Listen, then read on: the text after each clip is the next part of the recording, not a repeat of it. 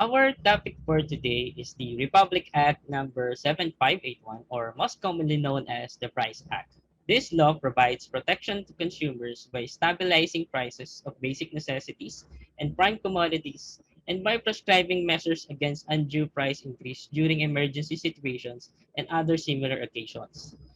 To formally start our session today, I would like to call on our Assistant Director of the Consumer Policy and Advocacy Bureau, Ms. Marie Camille Castillo. Thank you, Alex. Magandang umaga po sa ating lahat. Good morning, everybody. On behalf of our Assistant Secretary of the DTI Consumer Protection Group and the concurrent OIC of the DTIC PAB, Attorney Ann Cabuchan, I would like to welcome everyone on this beautiful, it's a Thursday morning, and we are very happy that you're all here. I am very pleased that I'm with you today. At ang SIPAB po, masaya because there's another webinar for all of us to learn and to be educated on as consumers. You know, the Price Act is one of the two, no, one of the two special laws that we have for consumer protection. It is one specific law that we anchor on to make sure that you are protected as consumers. Bakit po? Kasi po, di ba, ang presyo, kahit sabihin po natin we don't want to be materialistic, but we think about it kasi it's one way for us to manage what we have, no, in purchasing the products that we need every day. So it's important po that we are aware, ano po ba itong Price Act? And what does it contain? And how does it protect us as consumers? So I hope that you'll be listening to our speaker for this morning about the Price Act and how its provisions and certain conditions and circumstances will affect us as consumers. Medyo technical po siya. No? We are aware of that. But we would want to discuss it here para po mas maintindihan. And it will be a tool for you, a proper tool for you na you can use, no, when you purchase the products that you need each day. Noong una po, when I came into DTI, it was actually difficult for me to understand kasi nga po batas, hindi naman po ako lawyer. But when you read it and when you understand it with somebody who knows, no, about these provisions, I know that it will help you a lot. It will benefit you. So please join us until 12 noon and think of questions or clarifications about this one so you can participate actively and you can understand more, no, how this law, how this act helps you as a consumer. Ang ating pong speaker today is no less than the leader that we have in the Consumer Protection Group. She has been very passionate and hardworking about protecting consumers ever since we had her as our undersecretary. So please do listen and sasamahan po namin kayo in this webinar for this morning. Thank you very much and welcome everyone. Magandang umaga po sa ating lahat. Thank you for that wonderful opening remarks, Ma'am A.D. Camille. Now for our speaker today, in addition to what Ma'am A.D. Camille said, she is a lawyer by profession. Having been admitted to Philippine Bar in 1994, she has continuously practiced the profession that has started with her 8-year stint as city attorney for Marikina City, handling litigation for the city government, to a more extensive litigation experience as a private practitioner with her own law firm. In 2018, she had to undertake a more challenging role when she was designated as the Undersecretary for Consumer Protection Group, or CPG, up to the present. This has kept her busy looking into all areas of consumer protection in the country, vis-a-vis how other countries in Asia and Western world are doing it. Immerse herself in monitoring and enforcement activities, getting the pulse of consumers firsthand. She worked at increasing consumer awareness of their rights as well as their responsibilities and strengthened the consumer protection initiatives of the department. She had bridged government with the private sector over the years, especially during the time of natural emergency. Our very own Undersecretary for Consumer Protection Group, Attorney Ruth B. Castelo. Good morning, Yusek. The floor is yours.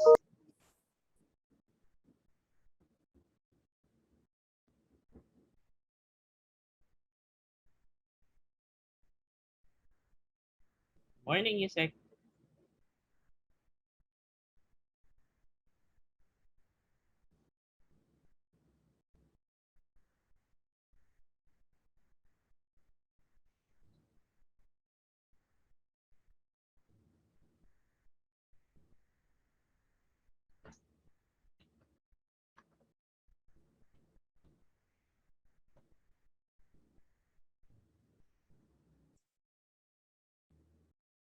Alex, it seems that the secretary is not yet here.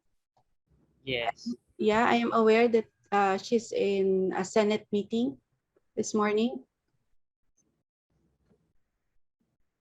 Okay, I think we having. Okay, let's just wait for her. Uh, in the meantime, let me discuss with you our consumer rights and responsibilities. Let me just get my material. Okay. Mm-mm.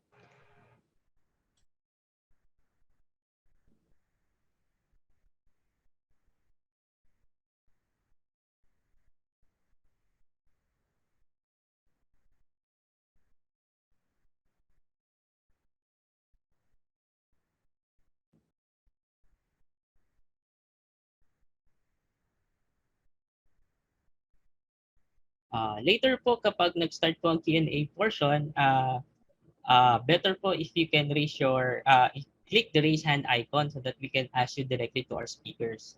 While we are waiting for AD Camille to prepare the presentation, I think you can actually start preparing na yung mga questions natin.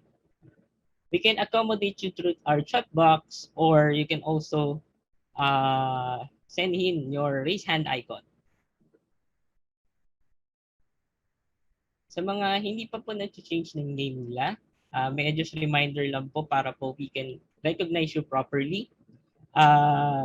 Yung display name format po natin is consumer underscore complete. And then kung kayo po ay company, the company name underscore and complete name. Alright, I think nandito na po ata si Yusek. Again, would like to welcome our Undersecretary for Consumer Protection Group, Attorney Ruth B. Castello. Yusek Ruth. Okay. Good morning, everyone. Good morning to all our participants for today. Morning, Yusek. Nako, we have 409 participants. I would really like to, am I starting already? Yes, ma'am. yes, Yusek. Okay. Pasensya na po, I'm in a Senate hearing on pork. Pero sige, because we have 409 participants today, we'll make it worth your while to present to you the Price Act and to show you the importance. Bakit po ganun ka-importante ang Price Act, especially during this pandemic. You would note that we are already more than a year through this pandemic. And last year, at the start of the lockdown in March and April, nakita niyo po that we did not run out of supply. We limited the purchase, kung naalala niyo, we limited purchases in retail stores, pero this was only a temporary measure so that we can make sure na hindi tayo maubusan. And the basis of the implementing agencies of the Price Act on agricultural products, manufactured food products, and medical devices. Ito po yung tatlong implementing agencies that played a big role para sa ating lahat as consumers during the pandemic. And now we will explain to you kasi para maintindihan natin lahat, ano po yung ginawa ng Price Act, ano yung role ng Price Act sa atin, sa buhay natin, in our daily lives. Nakita natin how important it was. Hindi nyo pa siguro alam that it was the Price Act guiding us, pero ngayon po i-explain natin sa inyo so that you will understand na ganito ka-importante ang batas na to para sa ating lahat. So maybe we can begin with the presentation habang hindi pa po tinatawag ang DTI dito.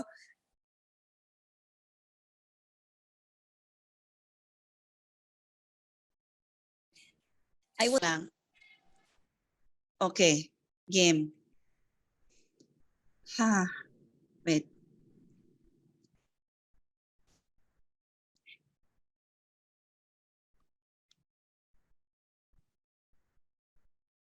Okay.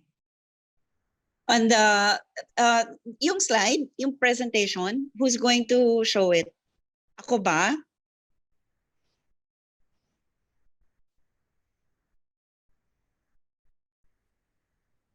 Asik, can you call?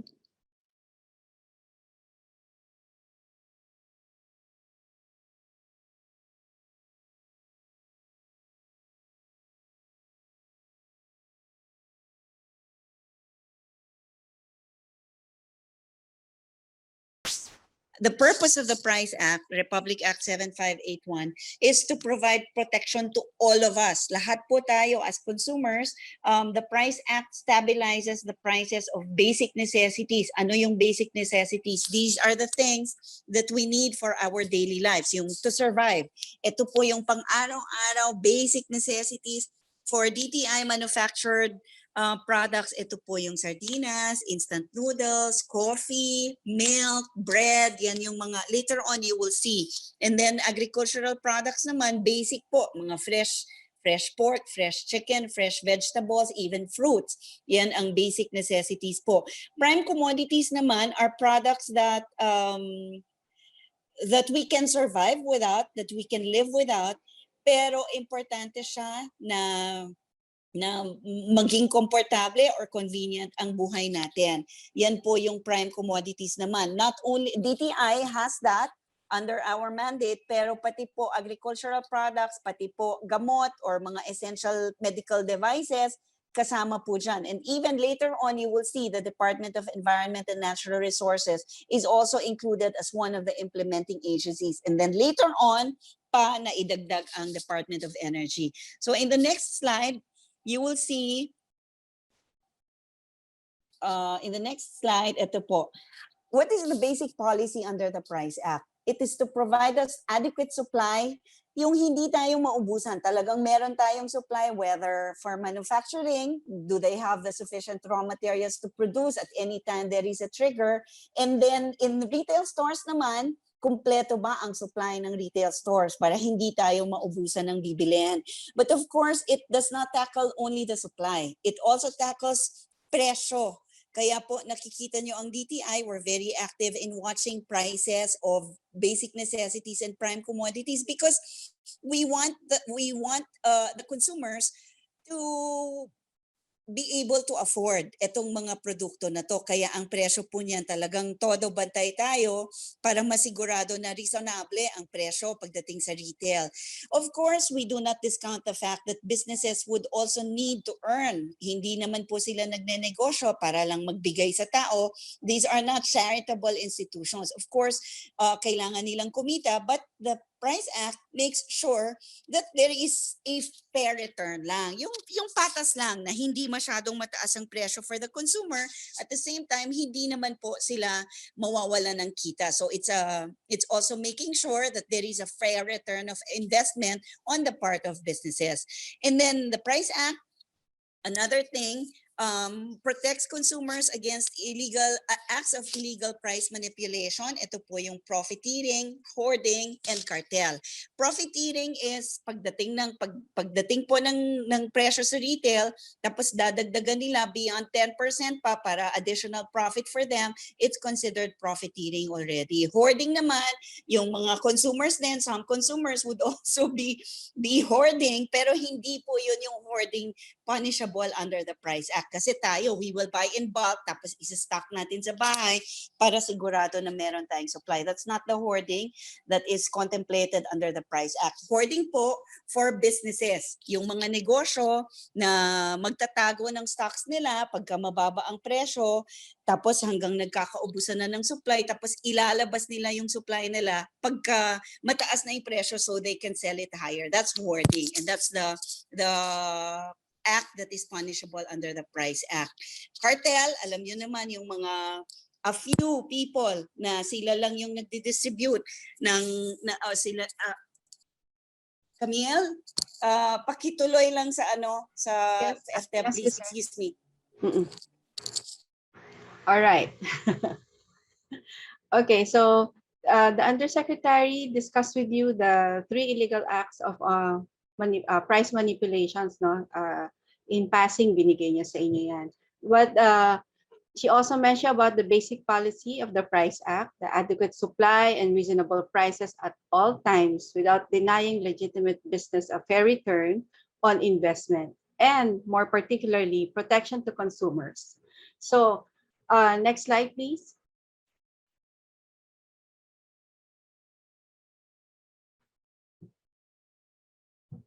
As the Undersecretary has mentioned earlier, this act protects the consumers. But how? Well, it stabilizes the price and supply of basic necessities and prime commodities. Later on, makikita natin ano-ano ba itong mga produkto under basic and prime na sinasabi.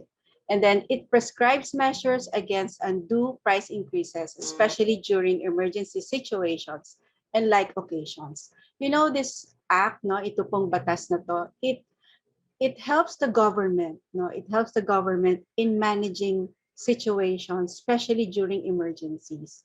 Ito po ang nakakatulong sa amin for us to help the consumers and businesses as well. Katulad po pag may disaster, dati po 'di ba palagi tayong may bagyo. Ngayon po nasa pandemic tayo because of COVID-19. This Price Act has been guiding us. And I hope that you'll understand how, no, as we discuss it later on. I'm doing my best po.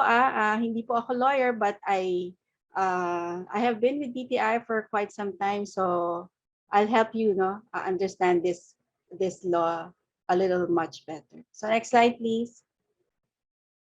Okay. So these are the products under basic necessities and prime commodities. No?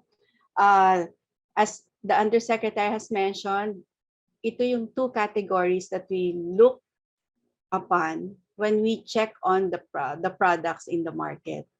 The basic necessities are goods that are vital to the needs of consumers, no? For their sustenance and existence in times of any of the cases provided, like yung mga emergency situations po. And then the prime commodities, goods that not considered as basic necessities but are essential to consumers in times of disasters. So nandyan po si DTI, looking at manufactured goods. Andyan po si DA on fresh produce. Andyan po si DNR for plywood, charcoal. Andyan po si Department of Health para po sa ating gamot at ilan din po mga pagkain or food products. Next slide, please. Camille? Yes, ma'am. Ay, andyan na si Yusef. Okay. Yes, hindi. Doon lang, singit lang ako. Doon sa pagkibalik yung slide kanina. So you would see po na at the height of the pandemic, ang medical devices po such as face mask or face shield, alcohol, even alcohol, hindi po siya kasama as either basic or prime.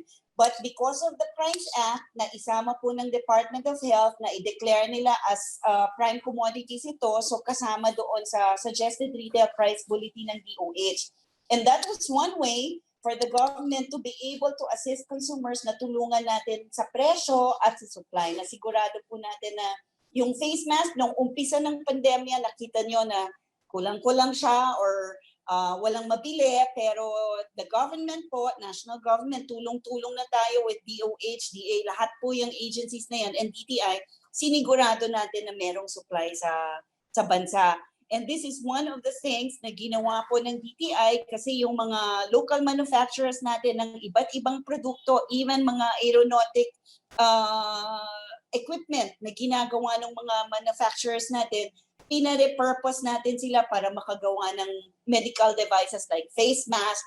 Kita nyo, nag-convert sila, nagawa ng PPEs, even the personal protective equipment. And all this, nasigurado natin na may supply and the presyo was reasonable, all because of the Price Act. Yun po yung nangyari dyan, i-connect natin lang sa pandemic.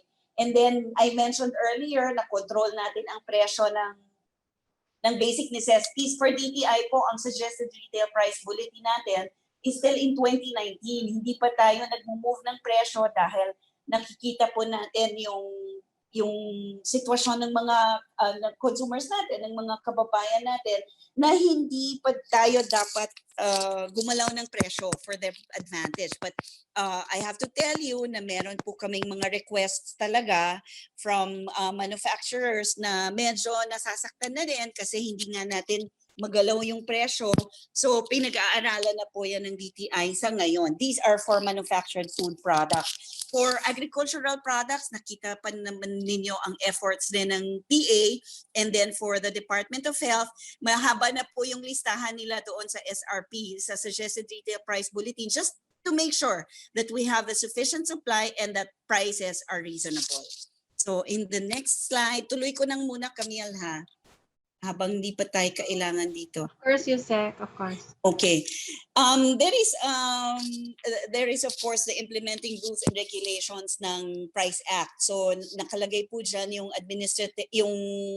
implementing agencies, and then we had a joint administrative order number 1, 1992 pa to. It's very old. I have to tell you, medyo luma na po talaga itong Price Act. It's a 1992 law that now we are pushing in Congress for amendments kasi marami na pong bagay na medyo obsolete na or hindi pa nangyayari noong 1992 pero nangyayari po ngayon. That's why DTI is really pushing for amendment. So in the implementing rules, kasama po next slide please. Kasama na po yung pag implement natin, dinagdagan po ng basic necessities and prime commodities. So yan, makikita nyo, kasama na po yung Department of Energy para doon sa yung gasol, yung liquefied petroleum gas. It's considered as a basic necessity para sa lahat kasi lahat naman po tayo gumagamit niyan. And then pati water naging basic necessity na rin po siya. Ang instant noodles dati pong prime, ginawa po nating basic, and then yung price freeze po for liquefied petroleum gas, I'm sure you would hear it. Nadinig niyo po yan nung initially dineclare ang Pilipinas under a state of public health emergency, and then later on nagkaroon po ng declaration ng state calamity. Nag-price freeze din po not only DTI, not only DA and DOH, kasama po ang Department of Energy for LPG. Pero 15 days lang po yung nakalagay doon sa amendment. So kaya pati po presyo niyan, upon any declaration, automatic po na freeze ang presyo niyan for the next 15 days. Unlike for other basic necessities, 60 days po under the Price Act. In the next slide,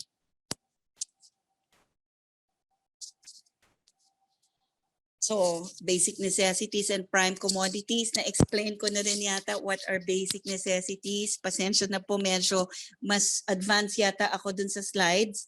Okay, so, considered prime commodities, ito po yung ang prime commodities po, we can survive without them, we can live without them, but it makes surviving or living more convenient and more comfortable. So, you will see here, pati po yung flour na pinanggagamit sa paggawa ng bread natin, pati noodles, pati yung mga ibang produkto using flour, kasama po siya as prime commodity. So, these are the prime commodities that you will see. We can live without them. Pwede po tayong mabuhay ng walang bawang or sibuyas, pero mas masarap po ang lulutuin sa bahay pagka meron nito. So, naging prime din po siya. Even GI sheets and cement, pati po yung clinker na raw material ng semento, nilagay po siya as prime commodity.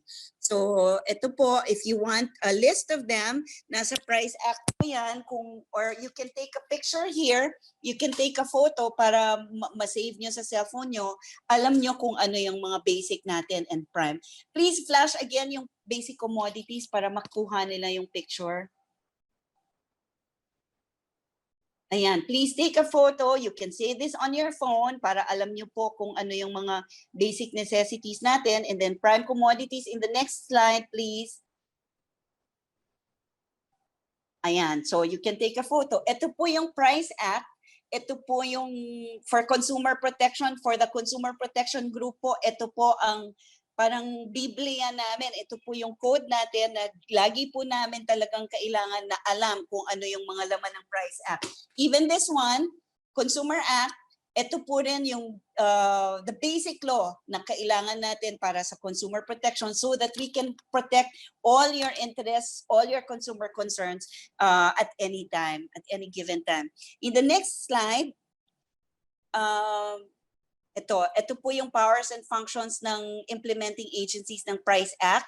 We can issue suggested retail prices whenever necessary. Kaya po ang DTI palagi po siya because we want basic necessities and prime commodities to be more affordable. Tayo po, yung mga nakikinig dito, probably hindi natin pinapansin ang presyo, hindi natin parang baliwala lang sa atin or pag minsan napapansin natin pero we keep quiet na gumagalaw ang presyo.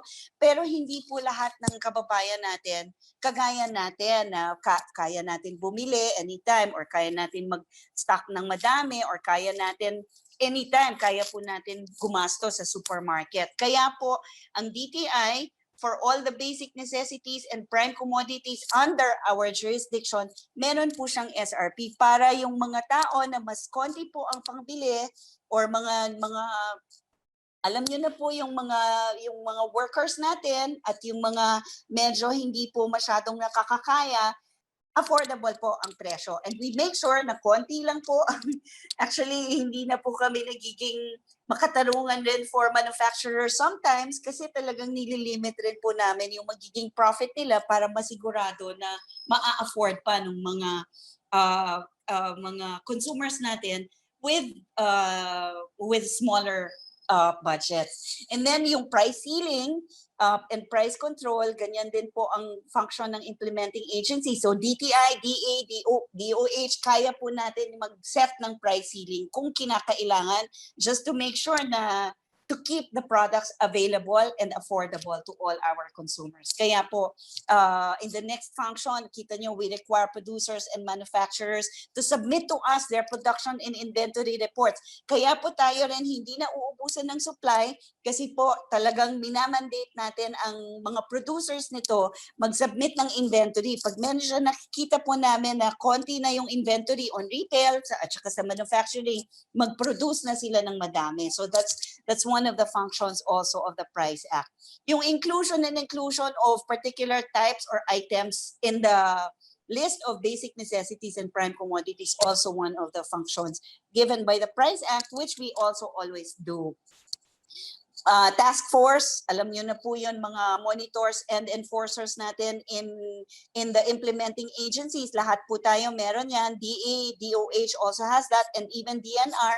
I forgot to mention earlier na sa DNR, yung uling po under their jurisdiction as a basic necessity, pero masyado na pong siyang outdated because it's a 1992 law, so baka mas marami na po yung mailagay natin under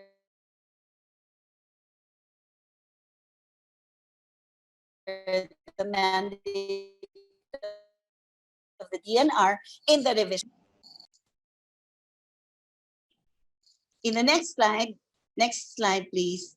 Ayan, ito po yung mga monitoring activities natin. You know, I just have to tell you, kami po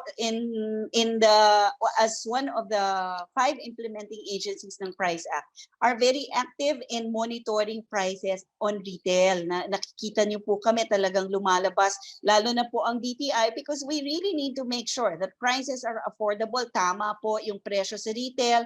Ko-compare po namin yan dun sa suggested retail price bulletin that we have. So pagka po medyo mataas yung presyo, we issue letters of inquiry to retailers inquiring bakit po mataas yung presyo nila above the suggested retail price, so that we will understand, because sometimes meron pong dahilan na konti lang po yung mas mataas po yung kuha nila.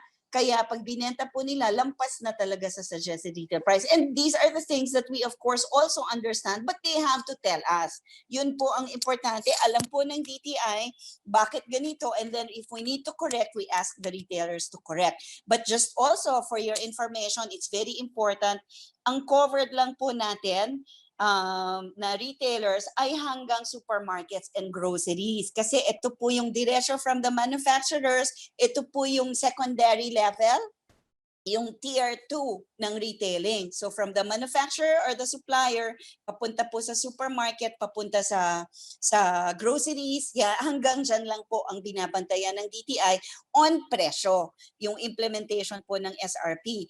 Ang convenience stores at sari-sari stores, mga mas maliliit po na tindahan, hindi na po natin yon binabantayan sa SRP dahil iba po yung kanilang supply chain. Mas marami na pong dinadaanan, mas maraming layers, mas marami silang, syempre kung negosyo nila yon, kanya-kanyang layer po, kanya-kanyang profit.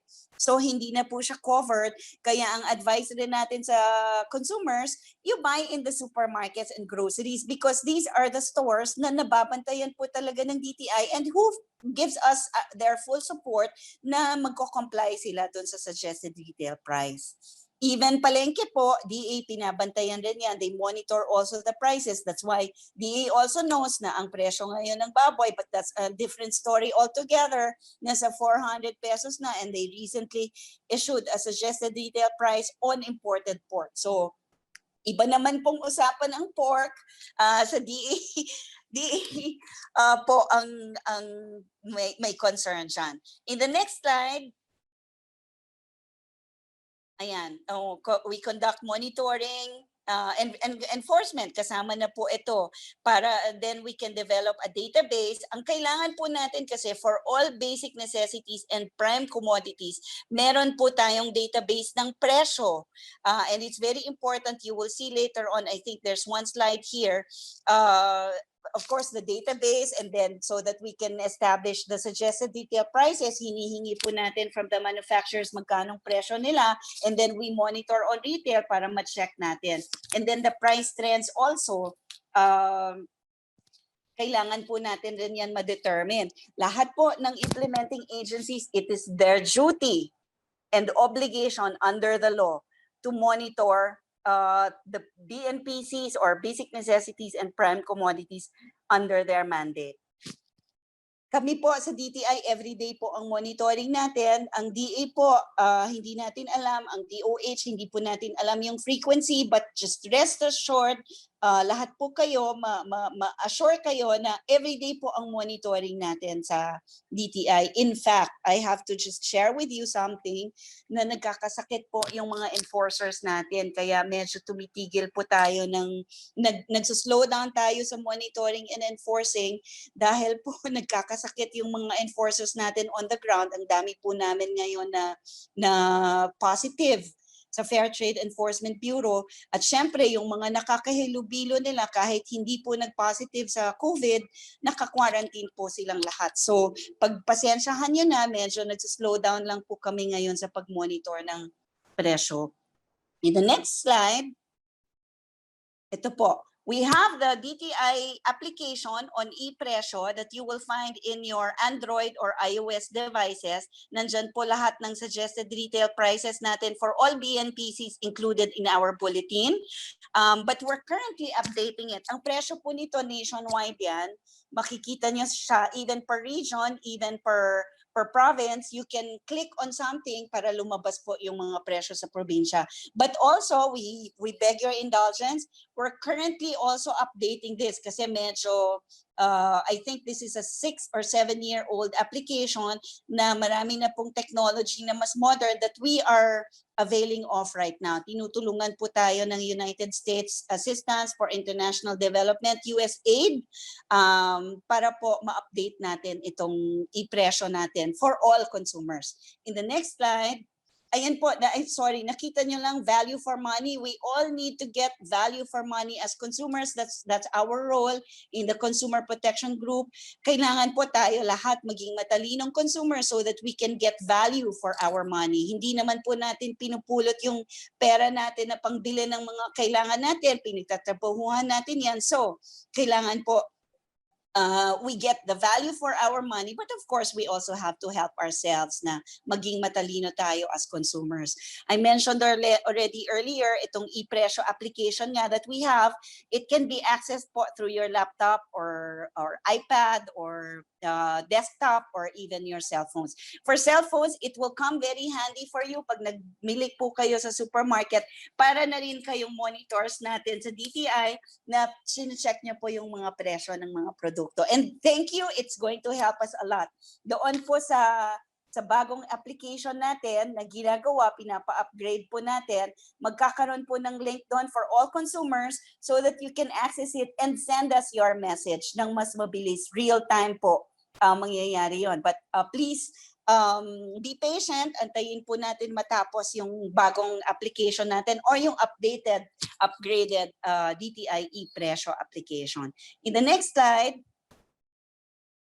National Price Coordinating Council also is created under the Price Act. Ang chairman po nito, Department of Trade and Industry. So right now, it's Secretary Lopez. Members po natin lahat ng implementing agencies under the Price Act. And of course, with the assistance pa of the ILG, we have the OTR also, we have the Department of Justice, and NEDA. Ang energy po, talaga pong nandun na siya sa amendment, kaya nakalagay siya as one of the implementing agencies. Of course, it's not just government. Meron po tayong mga private sector representatives in the NPCC kasi kailangan natin talaga malaman o madinig ang inputs nila.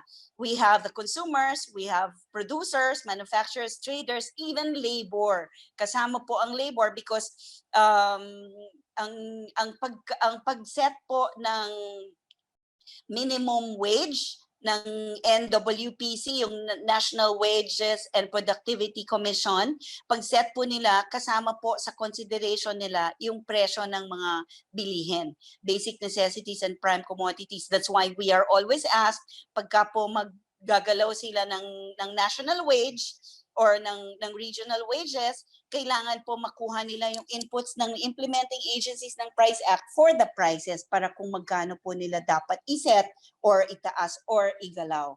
In the next slide, ayan po. We also have the local price coordinating councils. Each local government unit is supposed to activate the local price coordinating councils dun sa lugar nila, headed by the chief executive. So mayors po ang chair ng mga local price coordinating councils natin, and they are also supposed to assist the DTI in the the implementing agencies of the Price Act for the NPCC in the formulation of policies na kailangan natin gawin. So ito po yan, LPCC, as chair, either the governor or mayor, and then their vice chair po ang DTI, provincial director, and then ito po yung mga members. Okay, in the next slide,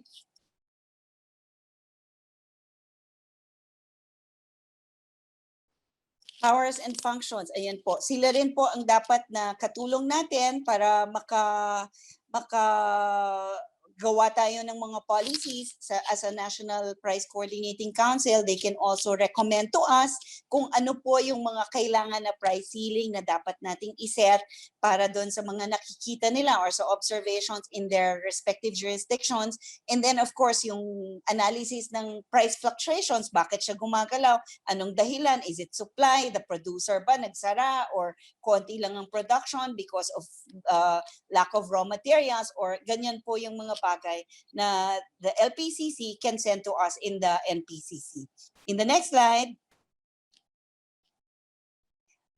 measures to undertake during emergencies. Ito po ang National Price Coordinating Council. Convening the NPCC, automatic po yan. Sa atin po ginagawa po talaga yan. Yung LPCCs, ang mga pakiusap po natin palagi sa mga LGUs, please activate the LPCC so that you can assist the national government pag-monitor po ng presyo or pagsabi sa atin anong kailangan policies na gawin natin on the national level para po maayos yung pagbili ng consumers at maayos din ang supply. And intensifying price monitoring, katulong po natin ang local price coordinating council. We met po with the Metro Manila Council, yung mga mayors po, para makatulong sa atin na mag-monitor. And then consumer hotlines, LGUs po, meron din yan dapat. In Metro Manila, we know of a very active consumer agency or unit or section in Parañaque. Nandyan po. I don't know if Milan is here, but we have to commend them kasi talagang very active po yung kanilang consumer group doon sa Parañaque City. And then other government agencies also that can be deputized kung kinakailangan, pwede po natin silang i-tap during emergencies. In the next slide, ayan. So ito po yung mga nangyayari sa pagbili natin sa retail. Ito po yung mga kailangan mabenta nila at reasonable prices. Kung naka-SRP po sila, kailangan nakasabay doon sa suggested retail price bulletin natin. Yung bagsakan, ito po yung mga bagsakan like in Balintawak, meron nga ganyan, mas mura ang presyo. So dapat mas mura din ang bilyan ng consumer. I don't know if it's allowed na mag-retail sila ng paisa-isang customer, pero ang alam ko po sa bagsakan, talagang mas mura ang presyo kasi diyan dinadala yung mga goods para i-distribute doon sa isang lugar.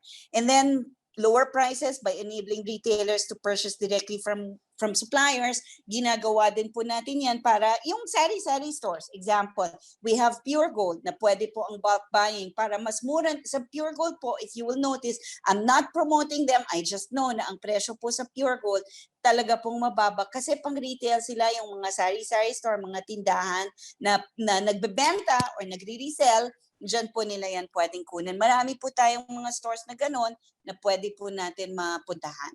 Next slide, please. Automatic price control. Ito po, it's very important.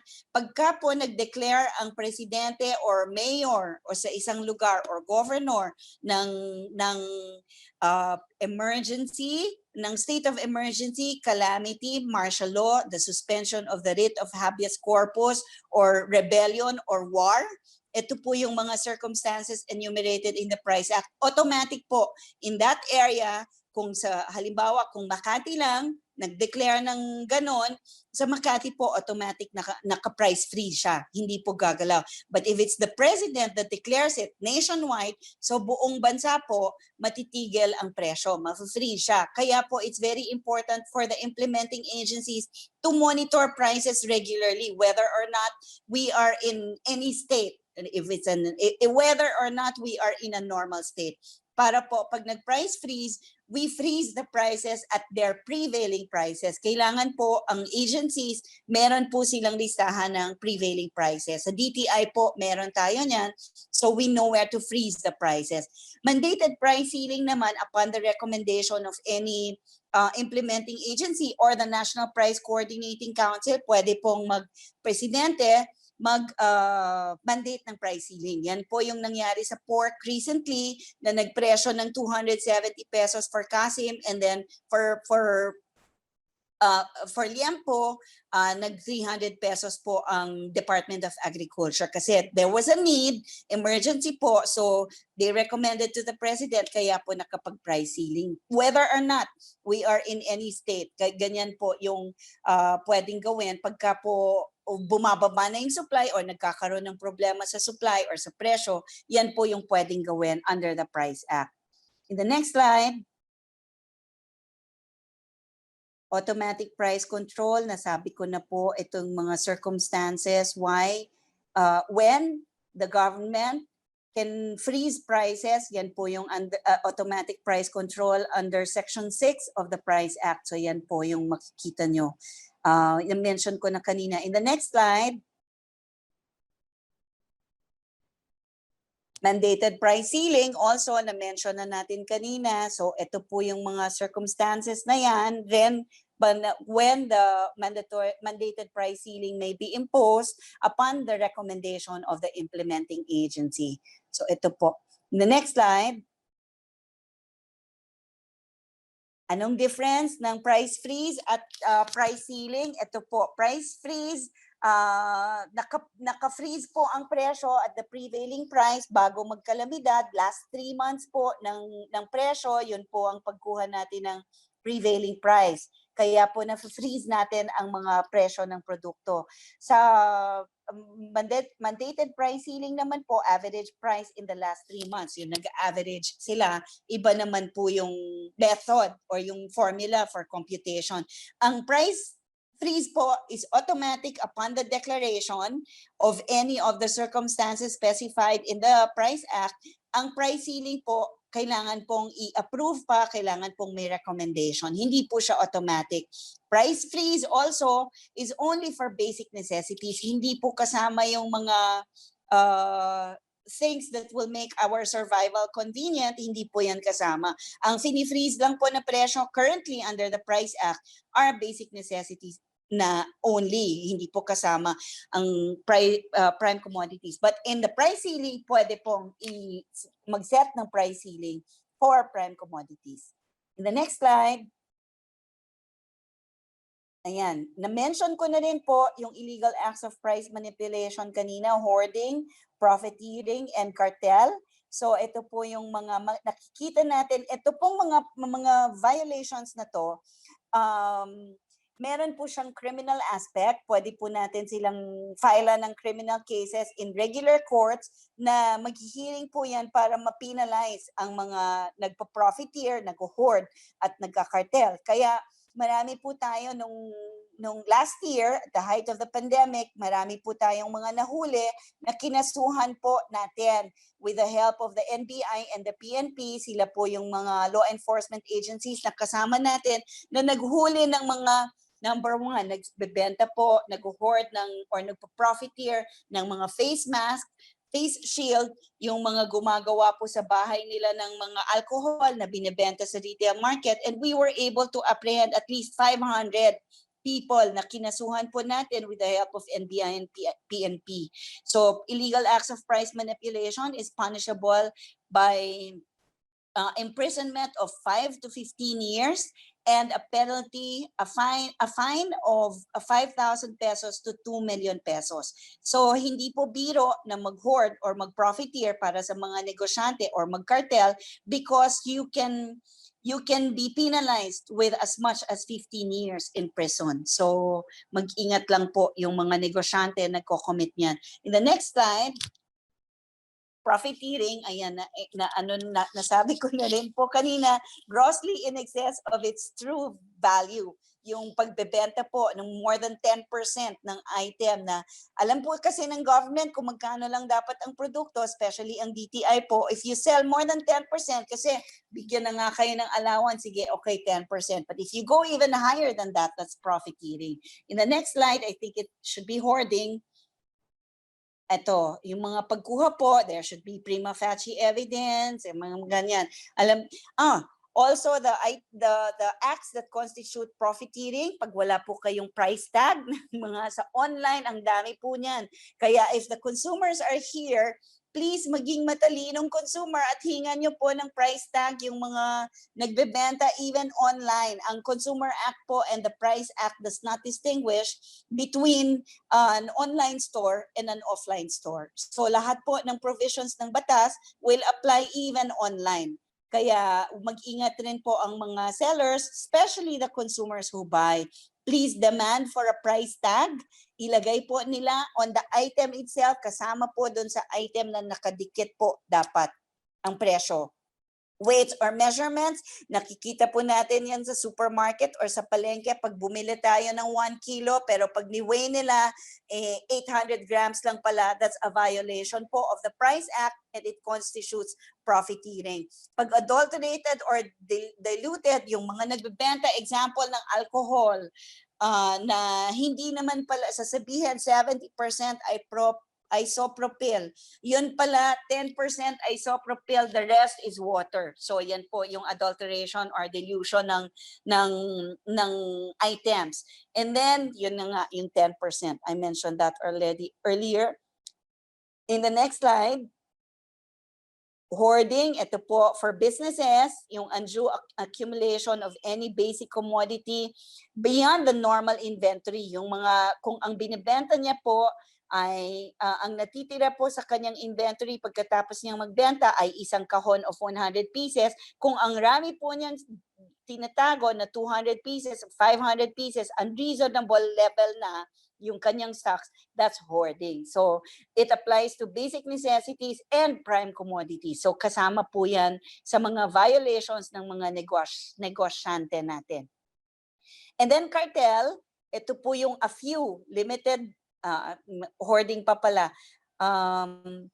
Ito po, when you stock more than 50% than your usual inventory, and then po yung unreasonable limits. Pag meron po kayong alam na mga retailers or businesses na nag-hoard ng ganyan, nagtatago, pagka mababa ang presyo and then they will release it, pagka tumaas ang presyo, yan po yung hoarding. Please let us know in DTI. You can call us at DTI 1384.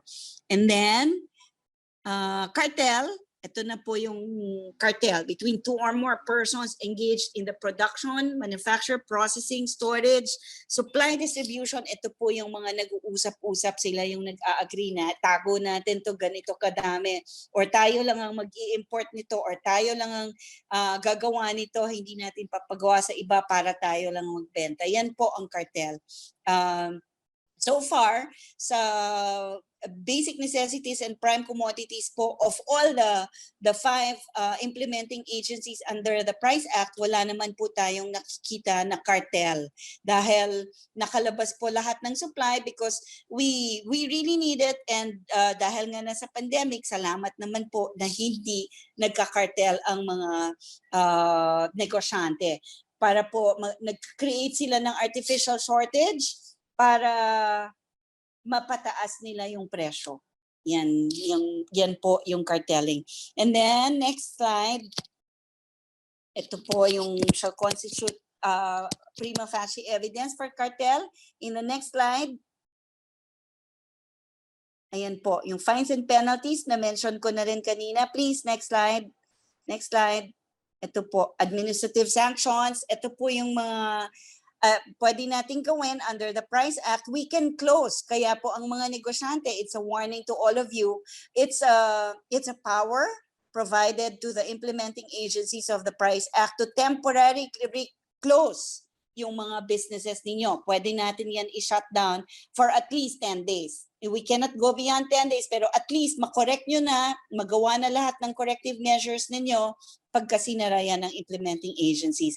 Or we can also make a permanent closure of the establishment. Ipapa-revoke natin yung business permits ninyo from the local government unit para hindi na kayo makapag-operate. We can also seize the products na nakikita natin na nagva-violate. Pagka po yung mga no price tag, it's a simple violation. You would think na maliit lang na violation yan. Hindi po. Kasi we can confiscate lahat ng binibenta nyo, kakasuhan namin kayo, and then we'll use the products as evidence. Bahala po kayong magdepensa sa sarili nyo. So yan po, we can also suspend or revoke permits or licenses.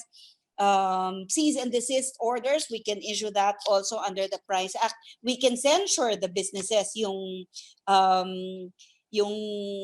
talagang sasabihin natin sa kanila that they are in violation, kasama ng closure, kasama ng confiscation, or we can reprimand them. And then there's also an administrative fine of 1,000 pesos to 2 million to 1 million pesos.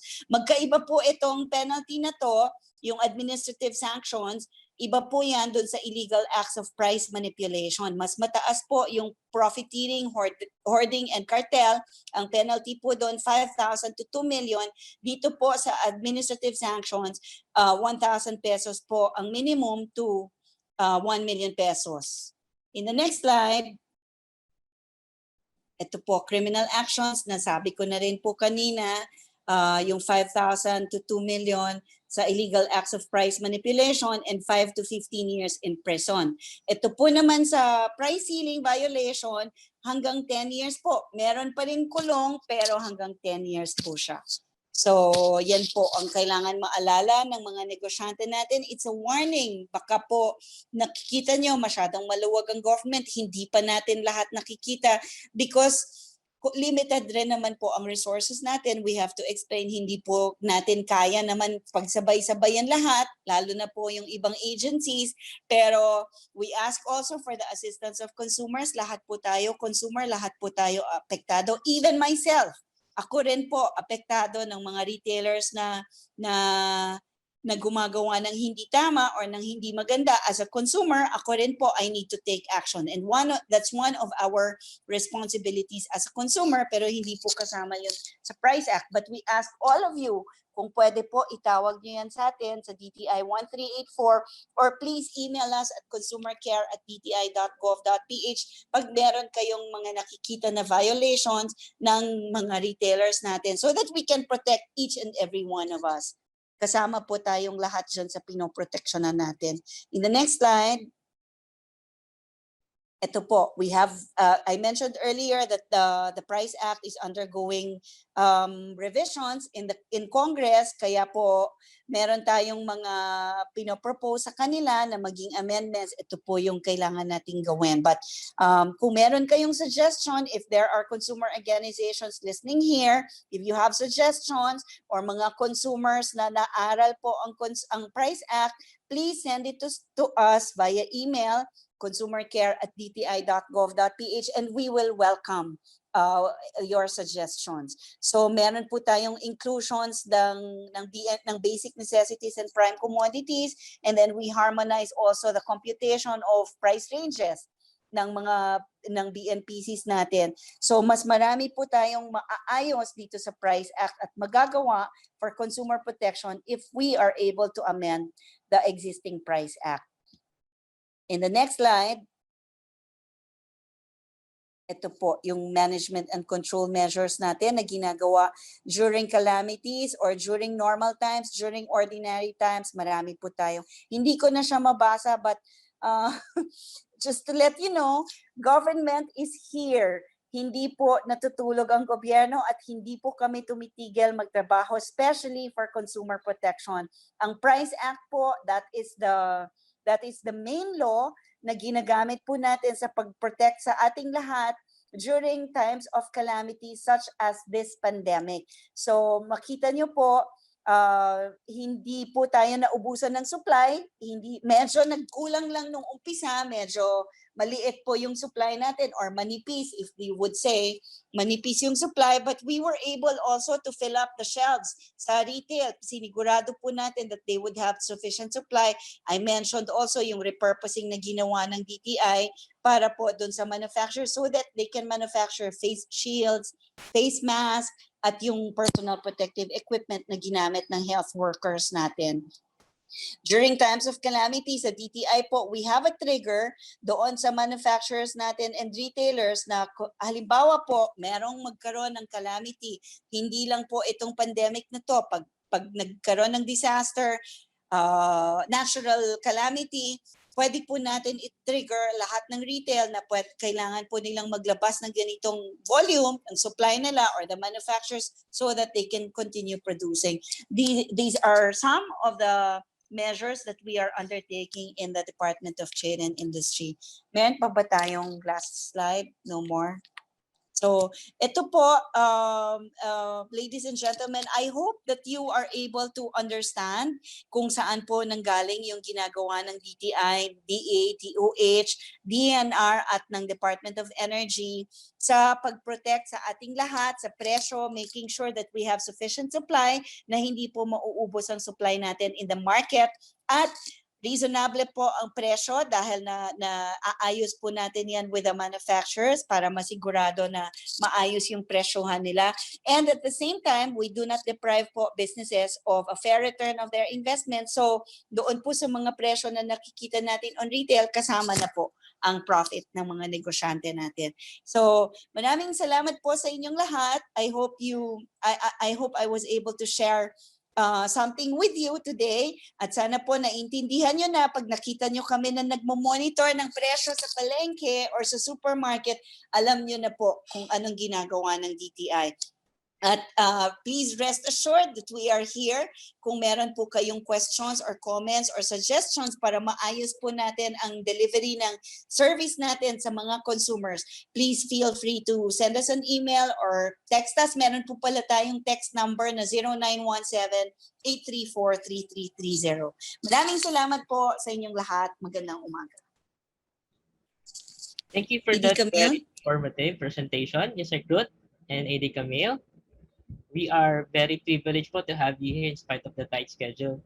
So there you go. It's important that we know that there are law prohibiting yung pagtaas ng presyo ng basic commodity and prime commodity, especially during emergency. Halimbawa, kung may bagyo, dapat siguro kung mag-grocery kayo, yung presyo ng sardinas natin, ganun pa rin. Lagi po tayo dapat maging mapanuri. So on that note, please inform na makaka-note naman po kayo ng copy ng presentation ng materials natin after you accomplish the client satisfaction form or the CSF form that will be posted in the chat box section. Short reminder lang po sa ating mga participant to stay muted unless you're addressing the speakers and moderators directly. Para po sa maging interactive ang ating question and answer portion, we encourage everyone to click the raise hand icon button so that we can call you to ask directly to our speaker. Please limit your question to 1 to 2 only to give chance to others. Pwede rin pong isend ng new question sa chat box.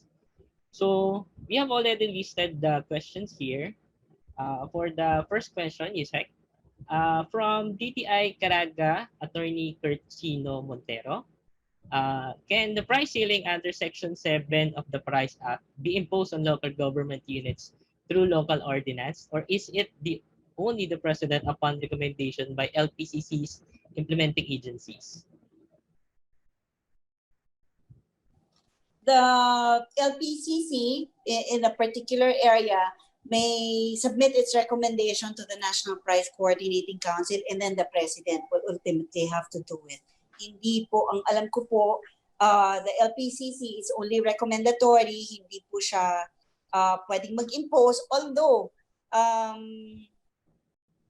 makadepende rin po sa circumstances. If there are pressing issues in the local government unit na specific, pwede po nating tingnan, pero by law, it's the President po that shall issue the mandated price ceiling, that shall impose the price ceiling. Okay, thank you po, Yusek. We'll just justify the imposition. Okay. From Myla Dinolan, for violations on price tag sa agri-products like meat shop na walang price tag ang mga paninda, who will conduct the enforcement? Is it DA or DTI? Ang DTI kasi, actually lahat ng implementing agencies may do that because all products need to have price tag. Anything that is sold on retail, kailangan po may price tag. So, hindi man siya manufactured food product, pero if we all know it's a violation of the Price Act, we can of course take action. Call the attention of the retailer, sabihan natin na violation yon, and then report to the proper implementing agency para maka-action sila. Okay, thank you for that, Yusek.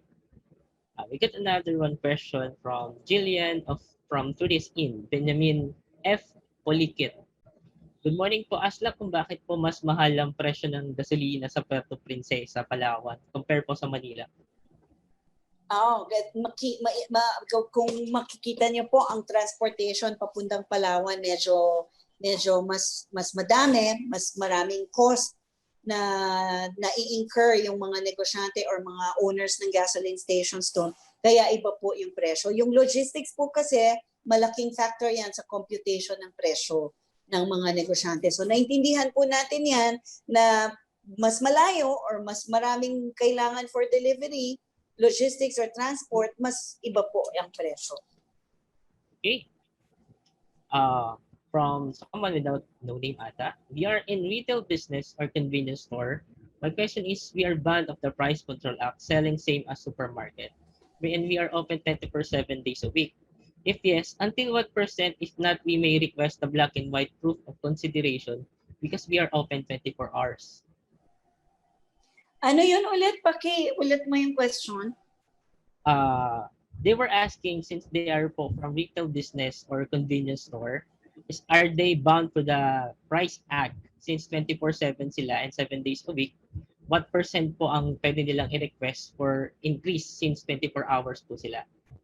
Na-mention natin kanina na hindi po siya covered nung monitoring and enforcement natin for purposes of compliance with the suggested retail price bulletin. Ibang level po, nasa tier 3 na to or third level ng retail. Kaya po, iba na yung supply chain dyan, iba na po yung logistics, iba na po yung dinadaanan yan. Kaya hindi po natin ini-impose yung SRP sa kanila. Although of course, we would welcome kung magtataas man sila above the SRP, konti lang po just for profit or to cover yung mga expenses ninyo. Okay, thank Pero you. hindi po tayo nag-penalize. We do not issue letters of inquiry and notices of violation sa convenience stores, sari-sari stores, yung mga nagbebenta sa actually bawal po sa sidewalk, pero kung mga may nagbebenta dyan, hindi na po siya covered ng enforcement natin. Okay. From Lilian Yao, nahuhuli rin po ba yung mga illegal na negosyanteng di naman nakaregister sa government agencies? Marami po tayong nahuhuling ganyan. It's actually a violation. Dami pong violation yan. Kung hindi po nakarehistro ang business, especially those selling online, it's a violation na mag-engage kayo in business nang hindi po registered. Yes, marami po tayong nahuhuli. But if our consumers know more, we welcome inputs from you, yung information that you can provide us. Doon po sa email natin na consumercare@dti.gov.ph or sa hotline po natin sa 1384. Okay, thank you for that, Yusek.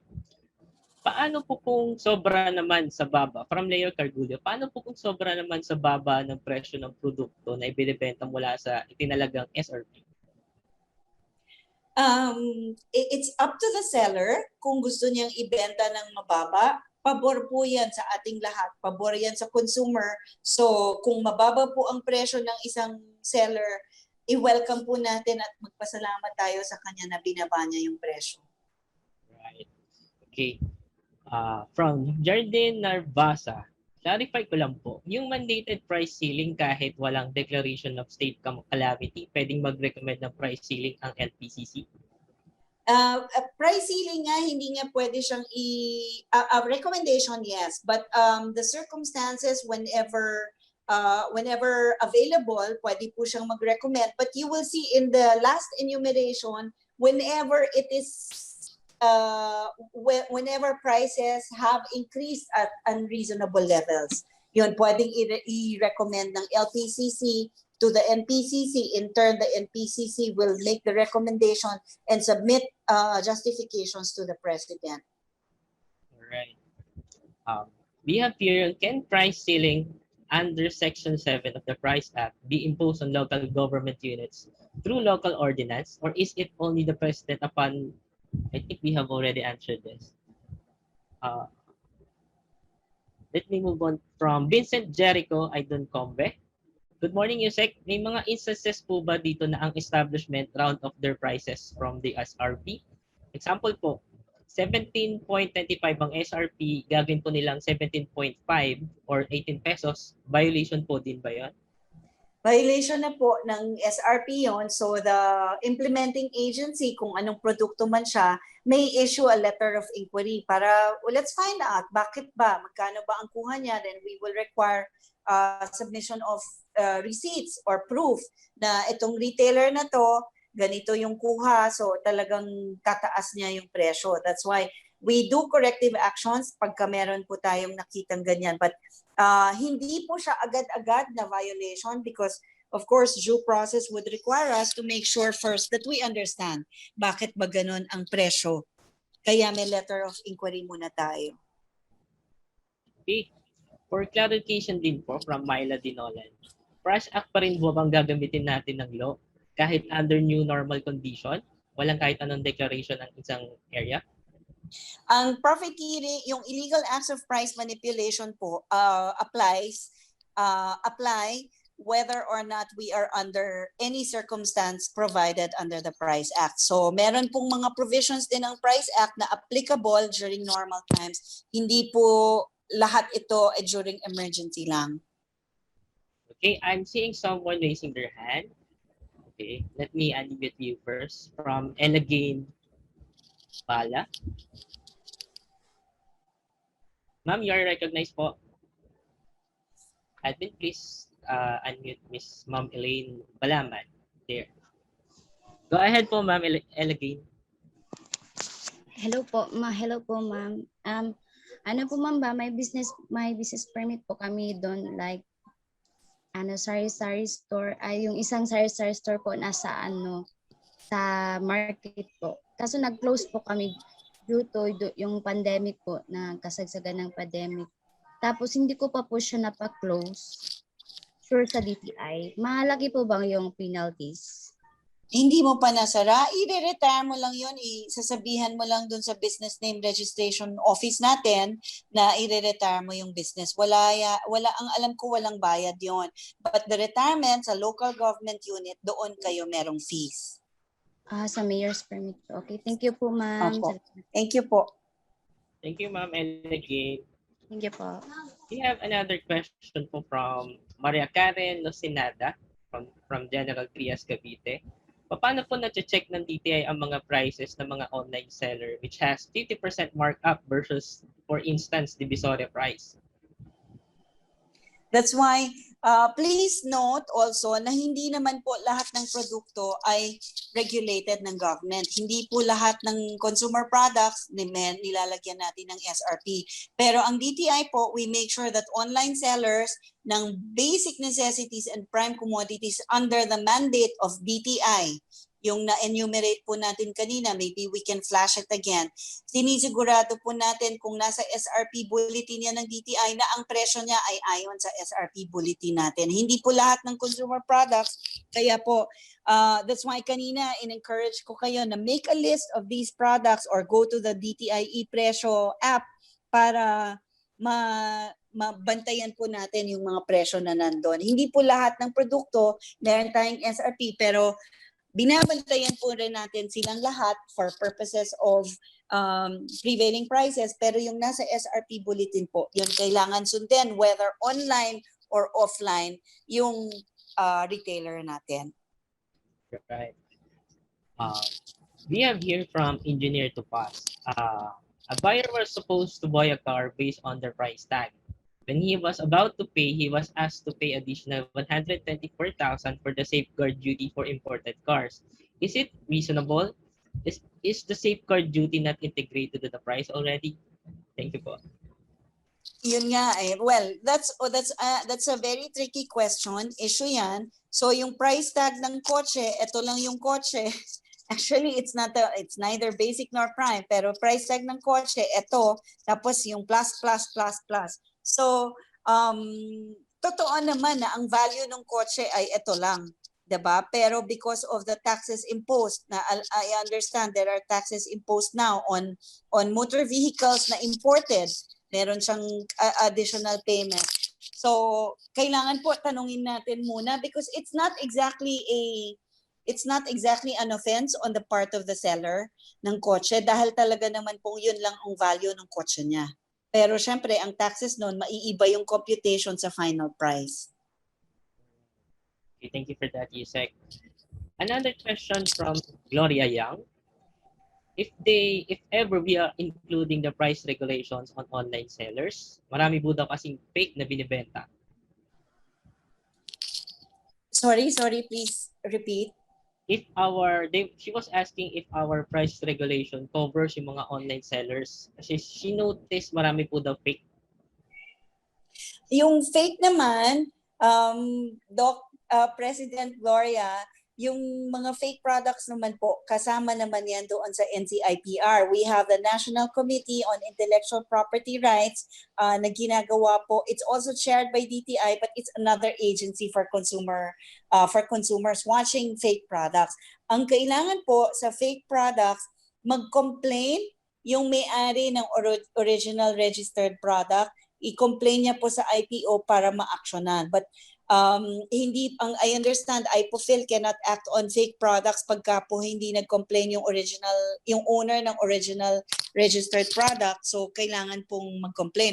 But for consumers, kung kayo ang bibili at sasabihin ng online seller na original siya or authentic or genuine, tapos i-deliver sa inyo ay fake item, please complain to us kasi meron na po siyang nagkakaroon po ng fraud, niloloko po ang consumer. So dalhin niyo po yan sa DTI please call our hotline or send us an email so we can act on it accordingly. At mag-ingat po, advice rin sa consumers, especially all of us now buying online, kahit ako po, online shopper na din ako. So lahat tayo guilty of just clicking, yung bili na lang tayo ng bili without looking. We need to be wise consumers also. Hindi naman po lahat responsibilidad ng seller or business. Tayo din po, we are responsible for ourselves. So let us be wise consumers. Medyo mag-screen tayong mabuti doon sa binibilihan natin. Alamin muna natin. And it's very important also the track record of the seller. Please find out muna dun sa page niya, research natin konti kung legit ba tong seller na to, ano bang response time nito, ano bang rating ng delivery nito. So baka po pwedeng tingnan natin muna mabuti yun. Okay. Sorry Alex, a lot of online sellers also are not registered. So advice po sa consumers, piliin natin yung mga registered businesses kasi mas may accountability po sila, mas alam natin kung saan sila natin hahanapin, sino po ang mag-aakto doon sa magiging complaint natin kung sakali. So please choose the registered online sellers as much as possible. Huwag po natin i-patronize yung mga unregistered kasi hindi na po sila naeenganyong mag-register because they are patronized anyway, whether or not they're registered. So bawasan po natin yung patronage sa kanila para maengganyo silang mag-register. Okay. From quiz of DTI Rojas, follow-up question lang po sa price tag. Violation po pag walang price tag, sino po ang right implementing agency? Nasagot na natin yan kanina. DTI can always call attention of all sellers na walang price tag, whether it's an agricultural product, whether it's a medical device, whether it's a liquefied petroleum gas. It is our duty as one of the implementing agencies of the Price Act to take action on this. Okay, thank you for that, Asek. From Catherine Salvador, what is the position of DTI on the recent issued Executive Order 128 regarding temporary reduction of tariff rates and expansion of MAV allocation on pork imports? Kaninong question? From Catherine Salvador, ma'am. Thank you, Catherine, for the question. On the imposition of tariff and the increase of MAVs of imported products ng pork, specifically, it was discussed in the cabinet presented by the Department of Agriculture, discussed and approved in the cabinet among the cabinet secretaries and approved by the president. Ang DTI po is only one of the members na ang tingin po natin baka kailangan namang mag-increase, although Secretary Lopez has already said nung umpisa pa lang po ng issuance nito na ang tariff temporary lang, kung ibababa siya only for the meantime para lang dumating yung supply na kailangan to fill up the gaps. And then ang MAV po increase, calibrated ang release. Kung kailan lang po kailangan mag-import tsaka lang mag-i-issue ng MAV. Ganyan po ang posisyon ng DTI. Right. Thank you for that, Ayusek. Another question from Jardine Narvasa.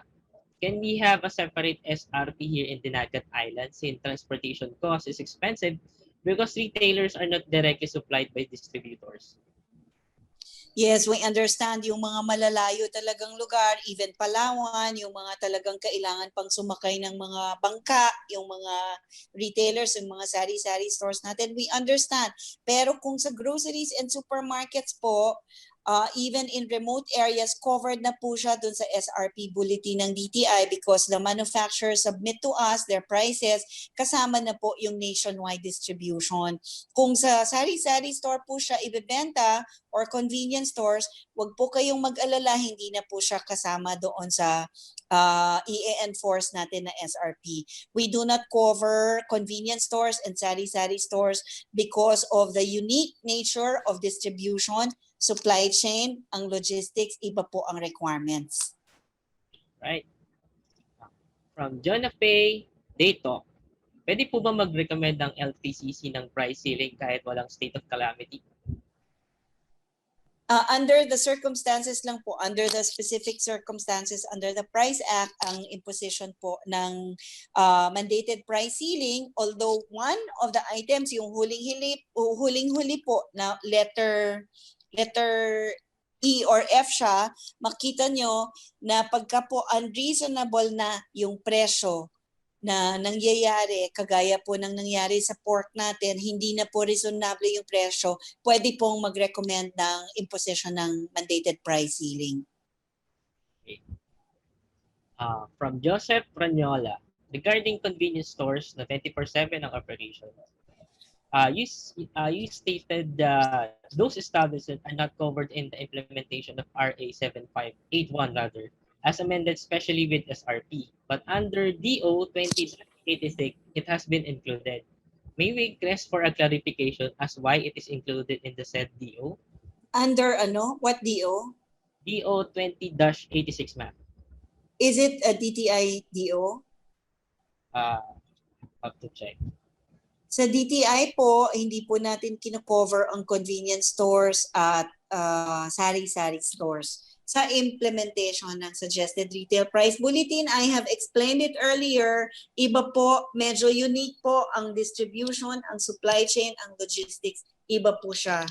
Ang layers of retailing, iba po doon sa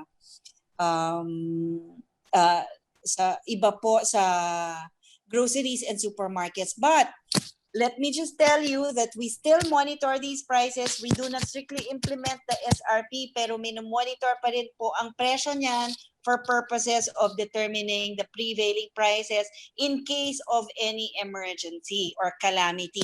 Kaya po makita nyo ang DTI po nung nag-declare ng state of calamity, ready po tayo with a price freeze because we monitor prices every day, whether or not it's included, whether or not the product is included in the suggested retail price bulletin.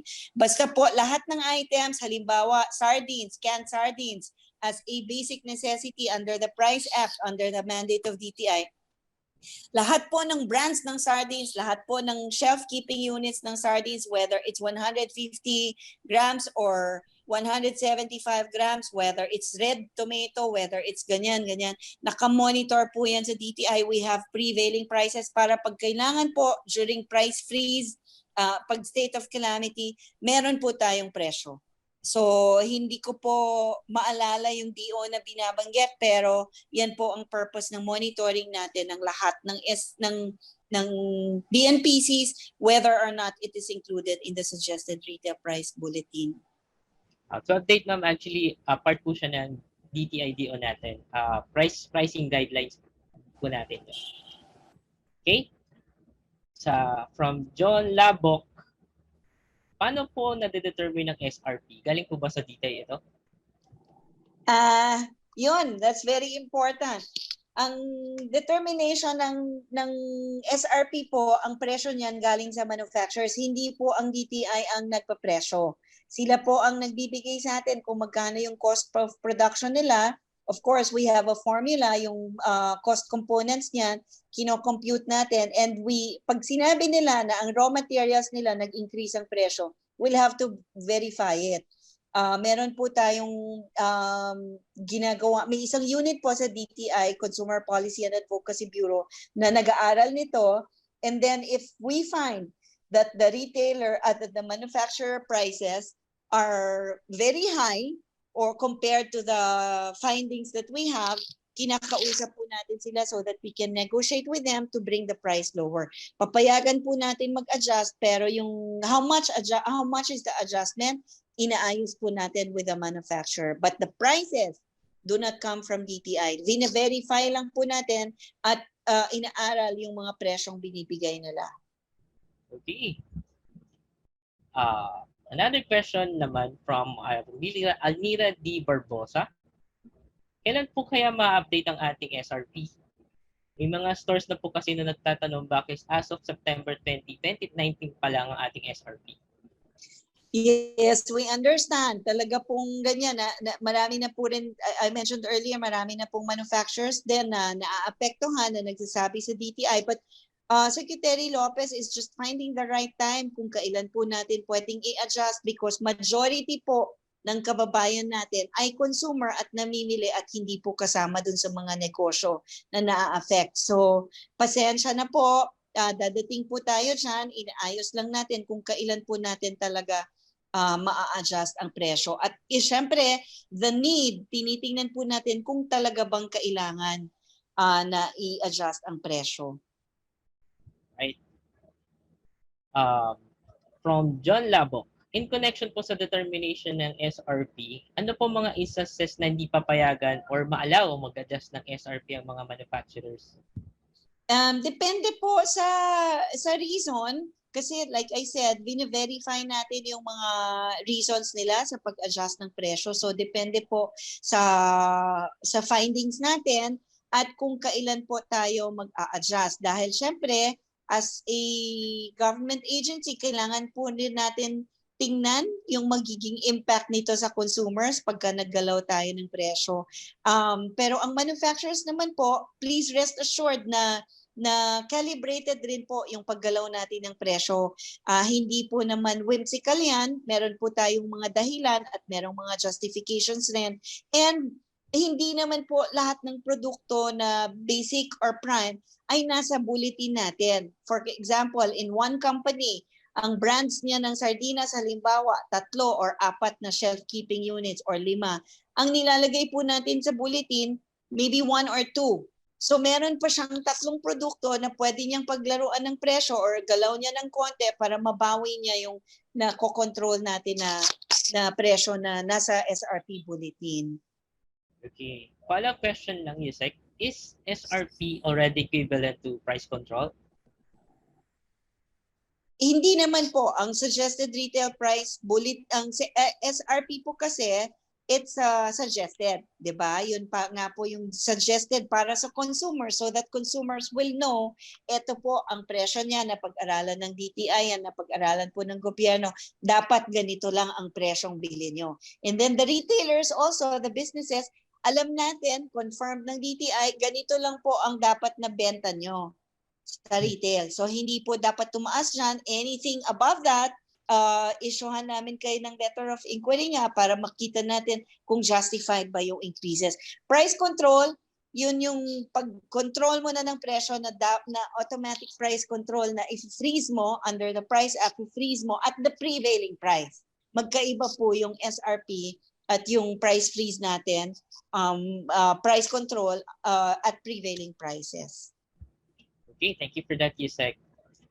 From John F. Daitok, if LPCC can only recommend lang ng price ceiling sa NPCC at baka matatagalan po bago ma-approve, mayroon po bang ibang pwedeng gawin ng LGU for immediate response sa pagtaas ng presyo, specifically pork?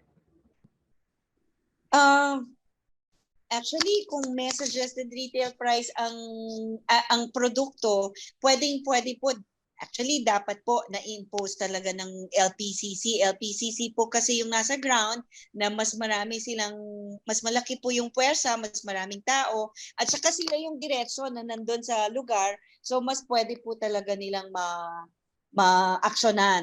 So for pork, yung specific question ng pork, meron po siyang SRP at pwede pong i-impose or i-implement ng Local Price Coordinating Council. Okay. Another question from Chris Pacunza. Alin po ang masusunod na price ng product? Ang naka-price tag po ba o yung sa system nila na lumabas during pag-scan ng barcode? Kung ano po, yes, I get it, Alex, thank you. Kung ano po yung naka-press nasa price tag, yun po yung babayaran nyo. So, kung sa system nila mas mataas yung presyo, please insist always kung dalawa po yung presyo, magkaiba, kung ano po yung mas mababa, yun po yung babayaran nyo. Kung ang price tag niya mas mataas kesa dun sa system nila, kung ano po yung nasa system, yun po ang babayaran. For all consumers, always please remember kung ano po yung mas mababa, yun po yung sa atin. Okay. We have another question. Mag-hi lang ako kay Sir Ping. Good morning, Sir Ping. Nakikita ko po kayo. Si Okay. Sir Ping. Hi po, Sir Ping. Mr. Pepito, good morning po. Good morning, sir. Maybe we can unmute Sir Jose Pepito. Yeah, good morning, man. Morning, Morning, sir. Yusik. Nice to see you. Opo. Yeah. Nakamute kasi ako, kaya hindi ko Opo, kayo sir. masagot. Good to see you here, Sir Yeah. Ping. Same here, same here. Thank you. Thank Thank you you, po. sir. Thank you po. Okay, I think we have last few questions na lang po. From DTI Catanduanes. Can we please include rapal or tents as one of basic necessities? Since it becomes essential after typhoons and the common tao who couldn't afford yet the GI sheets resorts to using trapal. Mas marami po ang bumibili kasi noon daw. Doon sa to answer that question, in the amendment of the Price Act, meron po tayong proposal ng identification ng critical products kasi we do not know the calamity that will come, we cannot foresee it, kaya po merong basic necessities, may prime commodities, and then may critical products po, so that the implementing agencies may include them in the list of basic or prime or critical at any time pagka po may nangyari. Halimbawang earthquake, bagyo, tsunami, or kung ano man, pwede po nating idagdag. So ang tents po, hindi na natin kailangan idagdag as basic or prime, but under the critical products category, sana po ma-actionan agad ng Congress or matapos na, kasi right now, naghihiring na po yan sa technical working group para ma-finalize. Sana po matapos natin, hopefully within the year, ang revision ng Price Act. Right. Thank you for that, Yusek. From Shaira Budoy. Good morning. Are there any best practices of an LPCC from certain LGUs that you can share when it comes to implementing the Price Act? Na-mention ko kanina, ang Parañaque City, very active. I hope Milan is here. Is Milan here from Parañaque? Sa Parañaque po, we will connect you or maybe we can invite Parañaque in one of the webinars para magturo sa atin kung paano nila ginagawa in their own locality. Or paano gumagalaw yung kanilang local price coordinating council. Sige, Yusek will coordinate with Ms. Milan. Okay, thank you. Okay, we have another question po. I think this is the last question. Who initiates the activities of LPCCs? Is it DTI or LGU? Nasa Price Act naman po yung functions, powers and functions ng LPCC, so hindi na po kailangan i-activate ng DTI. It's the local chief executive na kailangan pong gumalaw. But for DTI na rin, sige po, marami yatang taga-DTI dito. Tayo po ang vice chair. Ang DTI provincial directors po, vice chair sa LGUs or sa kanya-kanyang locality. Dito po sa Metro Manila, ang vice chair po ay yung regional director natin for NCR. Kaya pwede tayong mag-initiate if we think that the local chief executives are not activating the LPCC, DTI na po, let's initiate para gumalaw or maka-organize yung LPCCs nila. May hahabol lang, Yusek, na isa pang question from si Che of Makati City Hall. Ano po difference ng price tag at price list? Price tag yung presyo ng produkto, price list listahan ng ng presyo, 'di ba? Price tag, kung ano yung nakakabit na presyo, lahat kasi ng produkto on retail that you will find on retail, I mentioned earlier, whether it's online or offline, dapat may price tag. So magkaiba yan sa price list kasi listahan na yung maraming items na yan. But price tag, isa lang siya, kung ano yung produkto na naka-display, dapat may presyo siya. And I mentioned also earlier, kung dalawa po ang price tag or dalawa ang presyo ng isang produkto, whichever is lower is the amount that should be paid by the consumer. At any given time, kahit saan po kayong tindahan mapunta, please demand na kung ano yung mababa, yun po yung babayaran ng consumer. Right, I think that ends our question and answer portion. Maraming salamat po sa lahat ng tanong. Again, Yusek Lut, thank you po for answering all those questions. Lastly, would you like to give po a parting message sa ating participant? Okay, maraming salamat, Alex. Thank you very much, everyone, for staying on. Sana po marami kayong natutuhan sa atin at bilang consumers, we would already know how to behave when we're out in the market, whether online or offline. Maraming salamat po sa inyo. Magandang umaga. Thank you. Maraming salamat po. Thank you, Yusek. Muli, maraming salamat po sa ating very capable speaker, our Undersecretary for Consumer Protection Group at Ruth B. Castelo. Thank you po. At mula po sa Consumer Protection Group at DTI Bob, maraming salamat po sa ating mga participant na nakasama natin ngayong araw. Huwag niyo po sanang kalimutan samahan kaming muli sa mga susunod na webinars. Our announcement will be posted in our social media accounts. And for more updates, like, follow, and subscribe to our Facebook, Instagram, Twitter, and YouTube account, DTI Consumer Care and DTI Philippines. This has been Alex Garandang. Thank you so much, everyone, and stay safe.